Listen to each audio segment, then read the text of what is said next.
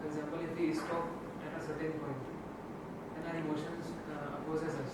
Like if we are attached to somebody, if we are attached to our family, and if we would try to stop something. So Shantanu is talking about controlling emotions. Let's say Shantanu is driving his car. Yes? Do you drive your car in a controlled way or in an uncontrolled way? Obviously in a controlled way.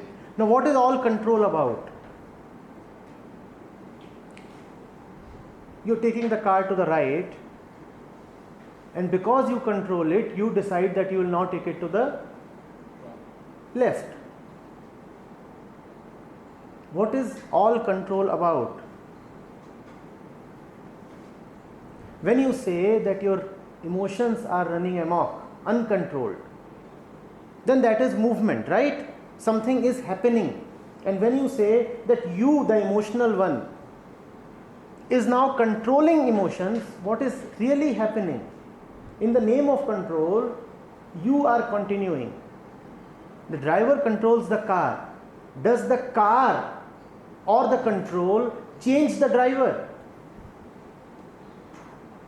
You are the controller, you will change the direction of the car. But changing the direction of the car is not going to change you. Please understand something about duality and non-duality. The dissolution of something does not lie in its opposite. Something appears uncontrolled, you control it, you have just taken a phenomena to its opposite, to its mirror image.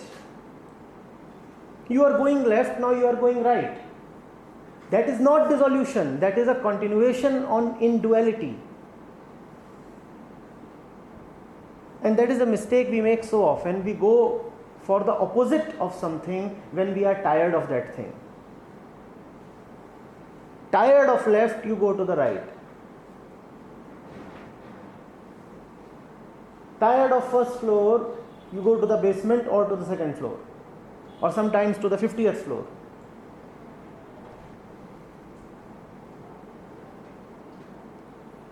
Tired of the metro, you go to the hill station. Tired of the car, you take to the bike.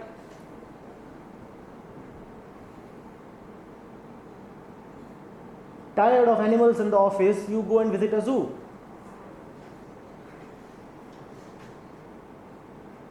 Is that not how we live?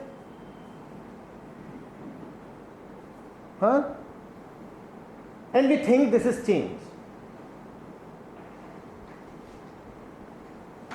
Hopping from one pole of duality to the other pole, we think this is change. Traveling from North Pole to South Pole, we feel we have overcome the gravitation of the earth.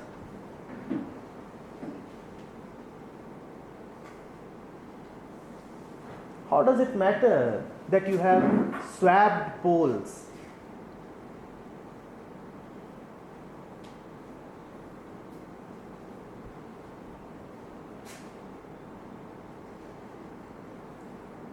Firing, energizing emotions is one thing, and letting that same energy direct and control emotions is just the same thing.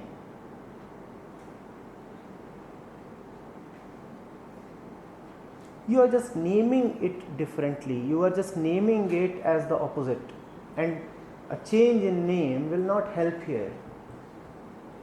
You need a change in the whole game.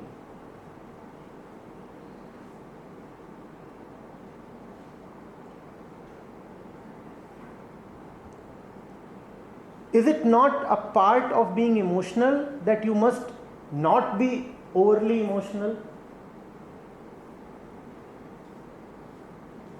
So one is emotional and is angry, and suddenly he remembers that he must not be angry, and he gets even more angry at having forgotten that he must not be angry. How could I forget that I needed to control anger?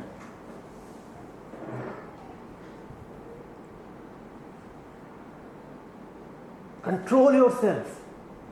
Don't be so excited.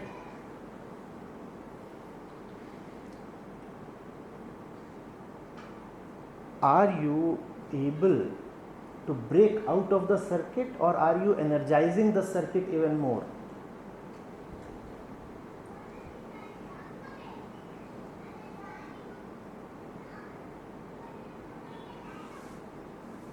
I was watching a soccer match. From the fringes, the coach was yelping, "Calm down, calm down." And one kid was close to him, not too close, let's say at the distance this door is. The kid was looking at him with horror, disgust. The fellow is saying, "Calm down," and he is shrieking, "Calm down," with such intensity that his voice is reaching both the goalposts together.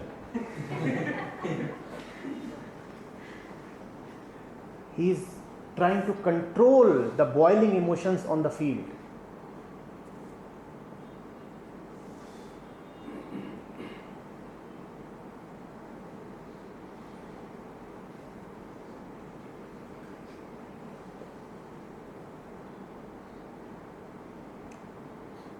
They taught you that being emotional is a virtue. Parallelly, they also taught you that if you are too emotional, it's a weakness.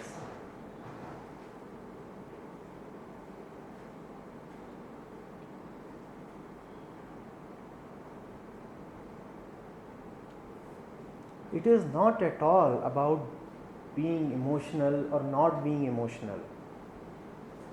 In furtherance of emotion or in cessation of emotion, you are searching that which is not contained in emotion. You are searching at the wrong place. If you are too emotional, you have lost it. And in trying to control emotion, you lose it even more. The tragedy is, in both these acts, you are losing that which cannot be lost.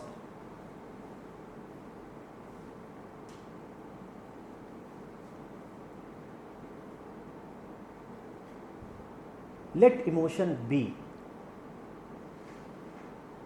If the eyes have tear glands, they are not there without reason. Let them cry. If the mind can experience sadness or disappointment or attraction or anger, let it experience all that. But why must you burden any experience with the expectation of delivering you the ultimate? Remaining inultimate, weep, laugh,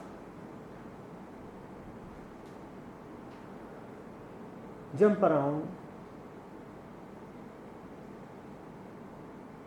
go through all the emotions. Emotions are one dimension, they are one plane of living. There must be complete freedom on that plane. You must be totally free to go through all emotion. And you must be totally free to let emotion come to an end when it has exhausted its energy.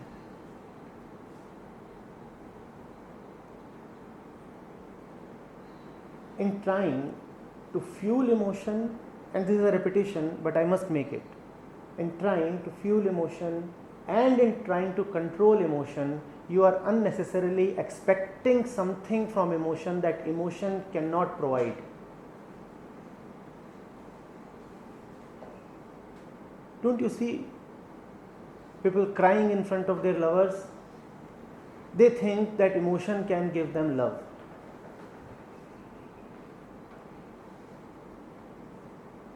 Don't you see people trying to check emotions? They think that checking emotion can give them stability or stillness. Emotions are on one plane. Love and stillness are on another plane, and these two planes are not connected through self-control.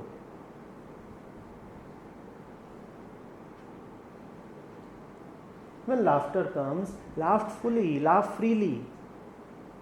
If you must smile, let the smile be like a blossoming flower. And there are times when you weep like heavy clouds do.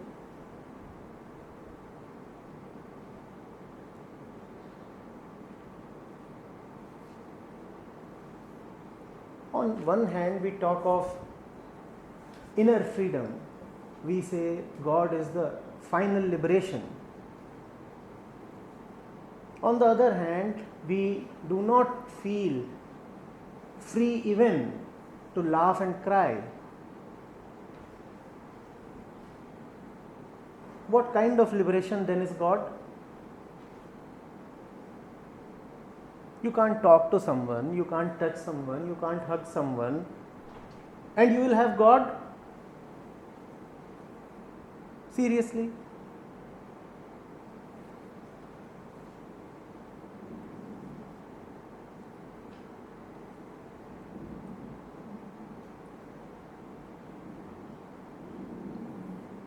Let emotion be. Don't interfere.